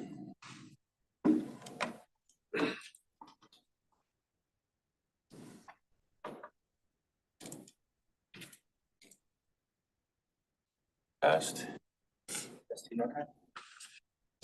Perfect, thank you. Yep, perfect. Okay. I think that was it. So now we move to public question period. I know we have someone eagerly waiting to ask a question, so now's your chance. Well, I had a question that came up about the universal before and after care, but I'm gonna ask my question about this reconfiguration. Okay. So just some context, we found out Friday from some texts from parents who were upset. So my questions are around communication, timing. Why now? Why so sudden? And it doesn't feel like we've had any opportunity to give any input into this plan and gotten any information about it or this motion to approve it. So in terms of what has happened in previous years, if this is your process, why is this your process? Because it feels like you're not using parents who are very strong advocates for RENs as an asset to advocate. Because there are some upset parents who are just hearing about this now and would have been advocates for a plan, understanding the difficulties that the division is having with capacity. So I apologize for the miscommunication that occurred for you, and promise to do better.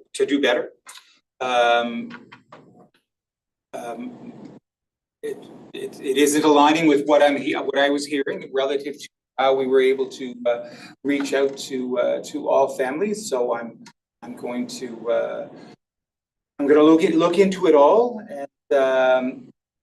and hopefully we will do better. I will do better by you going forward, and because your being that advocate is essential to seeing achieved what we've been trying to advocate for some time now. And it is regrettable that we're here. We're at this place where we've explored all of the possible options to keep community together, and came to the decision, and then chose to share it in the way we did, but not effectively. And I regret that. Not effectively for you and others that you've been in conversation with. As to the rationale for the change and how it is not ideal, but it is the only way we can best support learning for children in K-6 at the school, and the older kids in 7-8 in another school that will welcome them with open arms and build community together. But not at all a permanent solution to the challenges we have at Ecofemic. I think part of the problem is the why now question is that we have to start now, because if the longer we delay making that choice, the harder it gets to have that in place in time. So I want to give people a chance to prepare. It's unfortunate you didn't get enough run up to that, but that's on us, and we'll have to work on that. But be assured that we just wanted to make sure people have that this gets started quickly enough that it can take hold, if that makes sense. And if you have the other, you can certainly ask two questions. We're open to that. Sometimes you don't even get one, so we'll take two from the same person. Um, I had a question about the universal after school and before school program. Is that being done in conjunction with existing community organizations that provide those services? Are you developing that plan in partnership with organizations that offer those services in your schools? Absolutely. So you need to know that we're always reaching out to the childcare providers already in our schools to see how they can expand their capacity to deliver the service they offer. And we'll continue to do that. So we're not going to take away from what's already being, and where existing partners can expand their service, we will be more than happy to work with them. But the reality is, in LRSD and across the city of Winnipeg, the before and after care services being offered by providers is just a sliver, just a fraction of what is needed. And so we are going to work alongside our partners to deliver more. And so in no way do I see us undermining their business models at all. But we need to do better by families.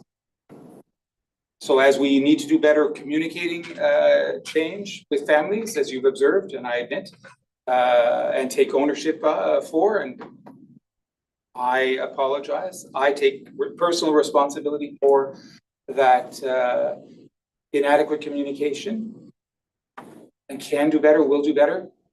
I also take ownership for having been a part of, as an educator since 1989, having been a part of a public school system that has not valued how important before and after school care is in our. Answer your question, or does that help in any way? Good. Yeah. Thank you. We have two folks online with questions. First one is Jennifer. Jennifer, you go ahead, Jennifer. Hi there. My son is in grade 6 at École Varennes, and I just want to add a little bit more to what Gerald in the room said.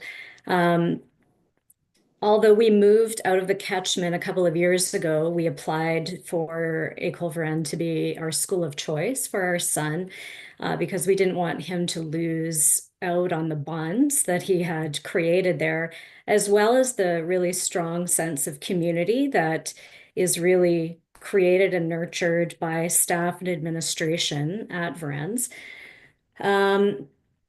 But in receiving this communication about this reconfiguration, he said to me last night that he feels like he's being kicked out of school. And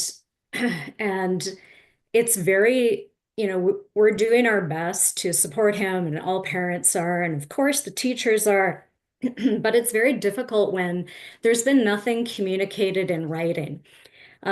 So there were phone calls that were at least attempted on Friday. And my understanding is that was the direction of the division for the school to do these phone calls. We did not receive ours personally on Friday, and a few other parents didn't either, but did receive one yesterday. But it's a phone call about a very large matter that changes the kids' day to day, and is quite upsetting for some of them. And without something in writing, it's very hard to, as a parent, know how to quickly communicate about the broader context and how to support them through this and make sure they don't feel like they're being kicked out of school. Unfortunately, we also received, and we know other parents received information from parents at Henri Bergeron in writing from their administration about this change, whereas parents at École Varennes have not received anything in writing.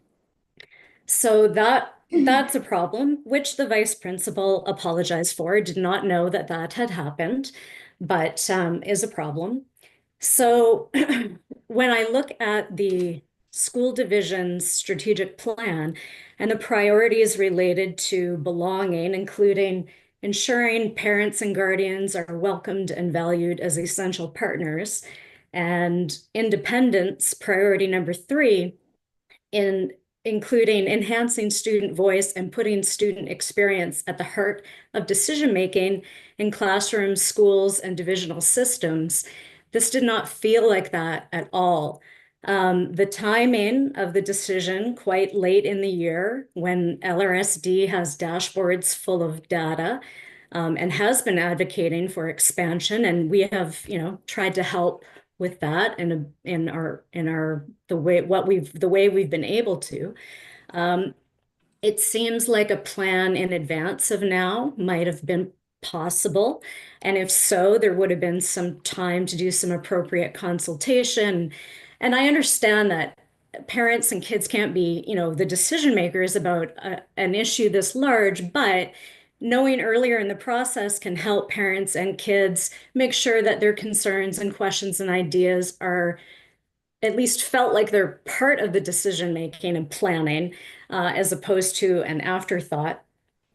And I will say that many things coming from the division, coming from the school, have been done extremely well. And so part of the shock in this is how different this has felt. There have been parents texting over the weekend, reaching out to parents from Henri Bergeron to find out, well, what kind of programs are there and what is it like there? That's information that would have been useful to have up front instead of having to find it ourselves. And I'll just say finally, because I know there's some others who want to speak. The order of events on the agenda is concerning. Again, I was not expecting to change this decision that was made tonight, but had there been really significant issues, having the motion before the question period seems a bit out of order.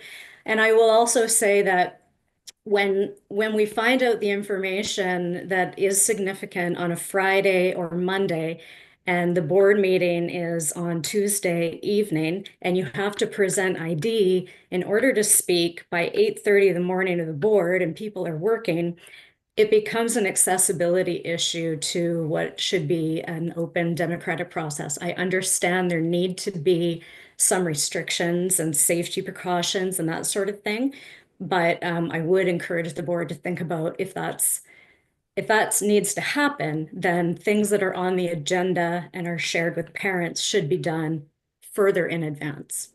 Thank you for your time. I appreciate it. Yes, thank you for that.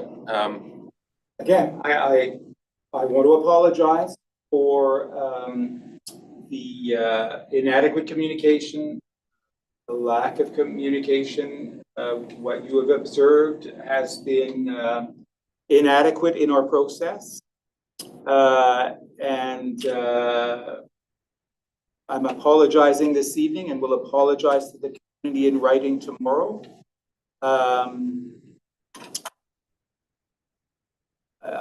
We do get ahead of ourselves as a senior leadership team in wanting to advance change that isn't always change that isn't always change we want to be implementing. In this case, this temporary measure is not a change we want for the community, but it's a necessary change. And I think I should have slowed us all down, even if it meant concern for all that needs to occur to make the change a reality come the fall. Listening to both of you this evening, I want to acknowledge that in this desire to make change happen, I sometimes don't do enough to slow things down and consider community and have a more compassionate approach to navigating change. So I apologize, and will do so in writing to the community and do better. I promise to do better. As a leader of the team I lead, and as an employee of the board. Thank you. We also have Charlene now.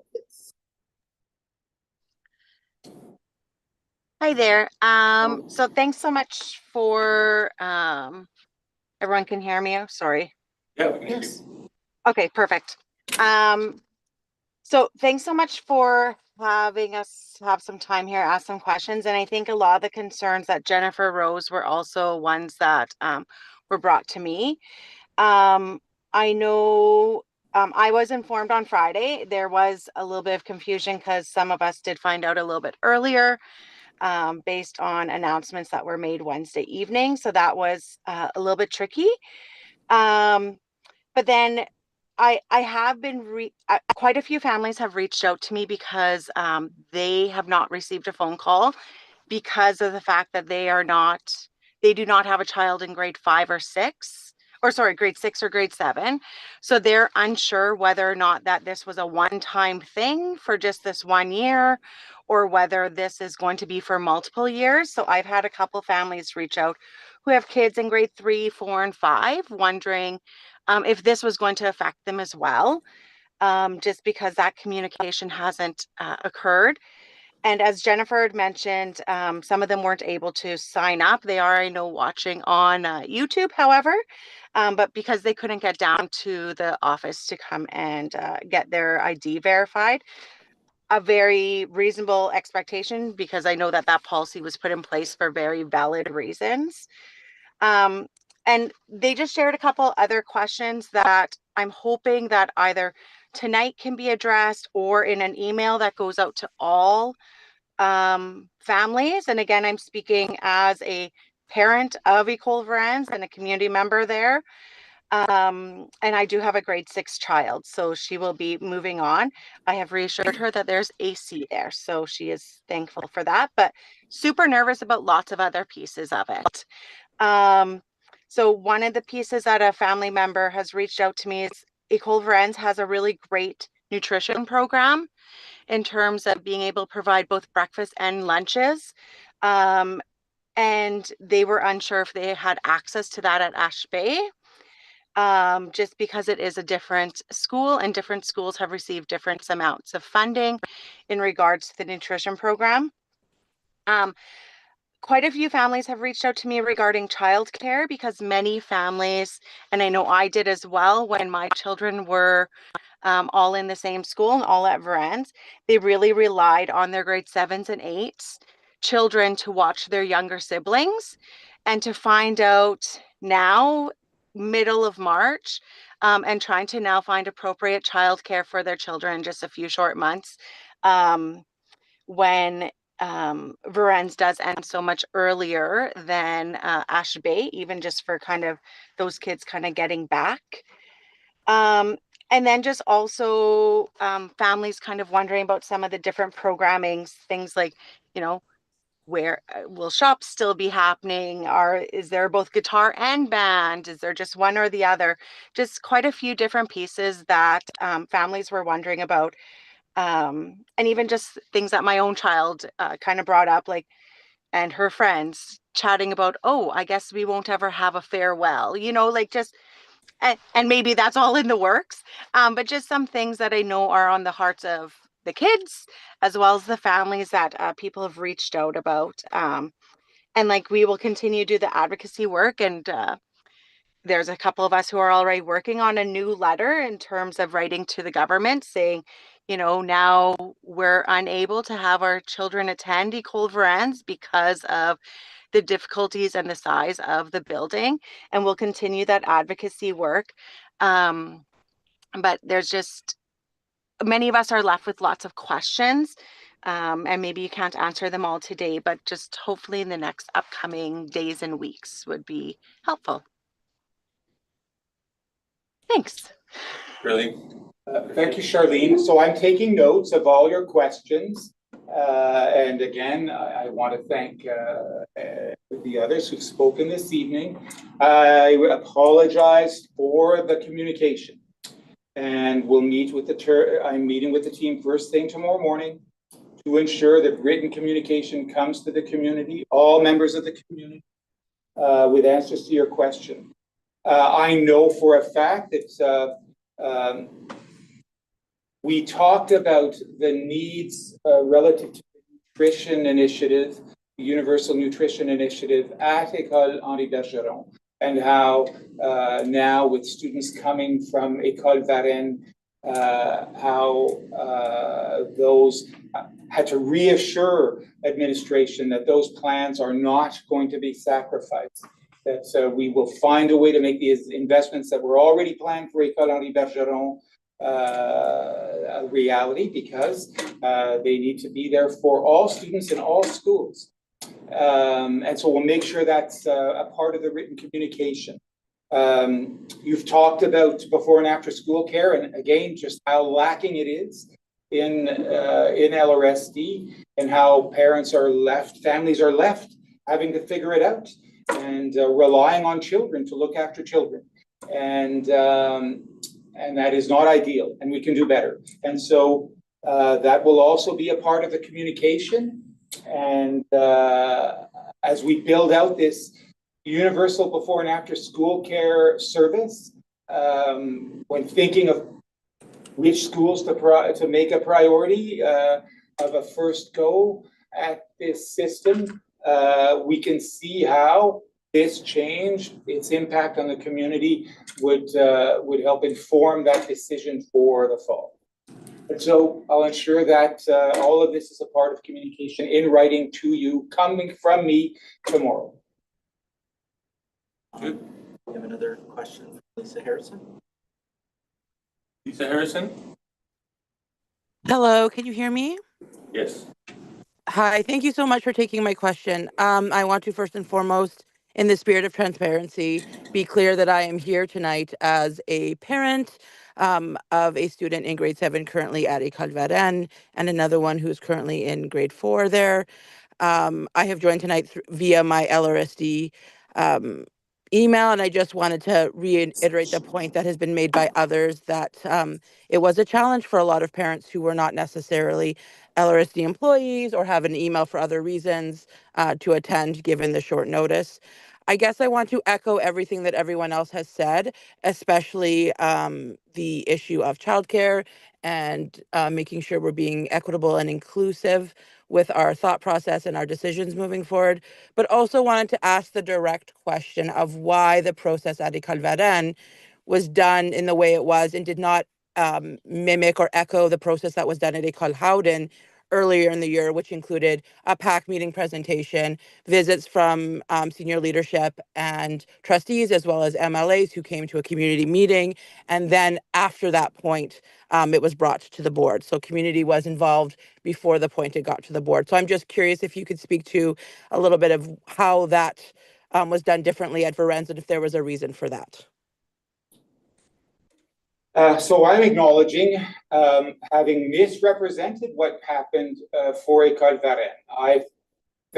I thought we'd had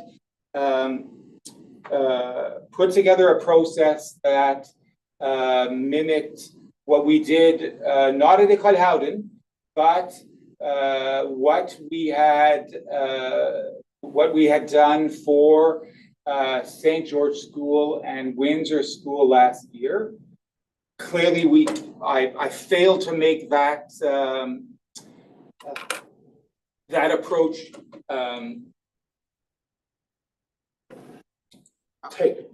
come to fruition as I suggested it has. I've learned a great deal this evening that I was unaware of until I take full responsibility for the lack of communication. The approach at École Howden, because it was how to explain the approach at École Howden. So ultimately, I don't know that meetings because I attended the meeting, and I attended countless meetings in gymnasiums and libraries. So I don't know that meetings in gymnasiums and libraries are always the approach to building community, building understanding with the community. I actually more and more as I've matured in the role as a school principal, a senior leader, believe that actually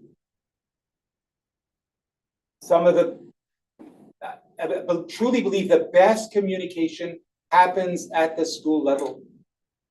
The closer the communication comes from someone who journeys with a family daily, the better that communication.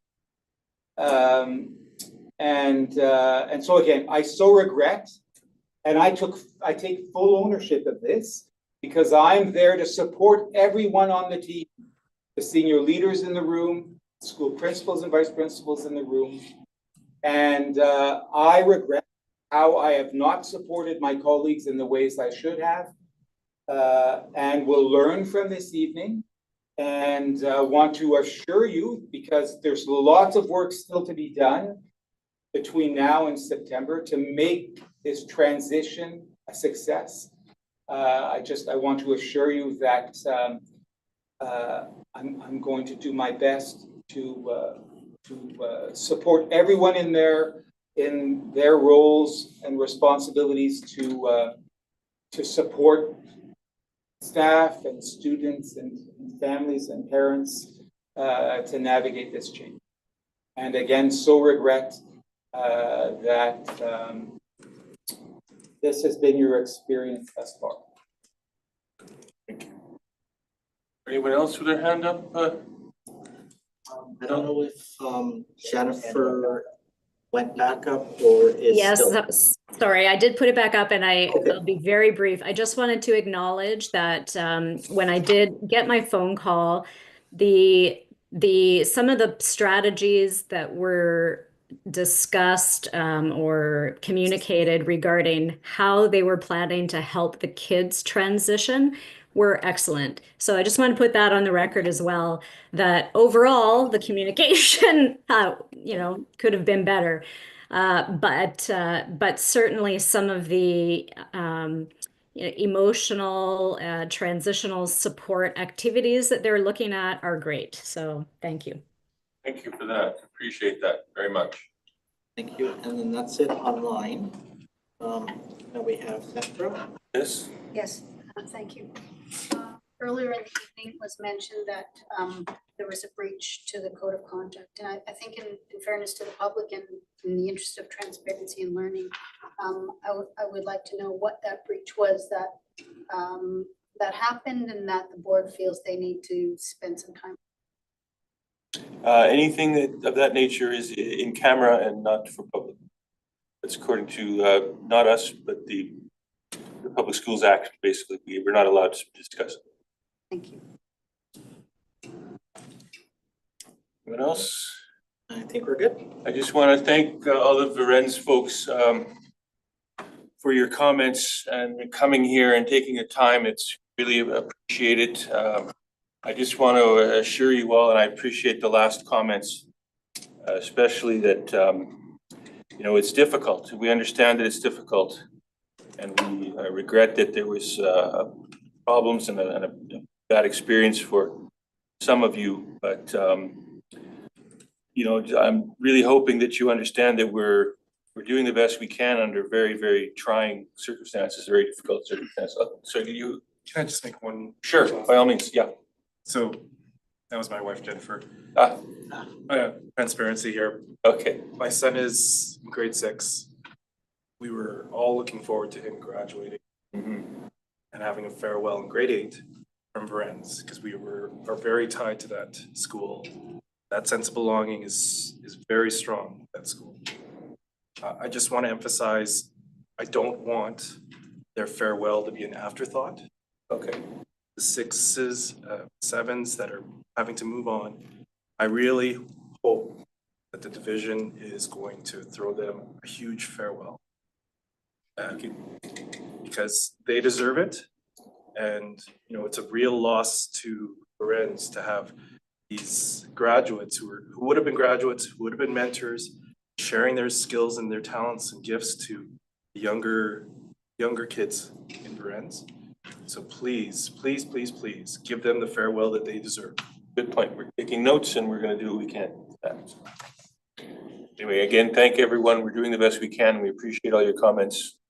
And it's trying times, but it's not a decision, as we said before, that we were want to make, but it's something that we feel that we have to do. And the process is bumpy, but hopefully we can smooth it out, and all these kinks that come up, and anything else that comes up, let us know. And we're gonna have to have a meeting, and we're gonna have to have memos, and we'll come up with all of the solutions to all of these problems to make sure it's as smooth as possible. So, thank you very much for everyone for your input time. Any further? We're all good. Thanks again for coming out.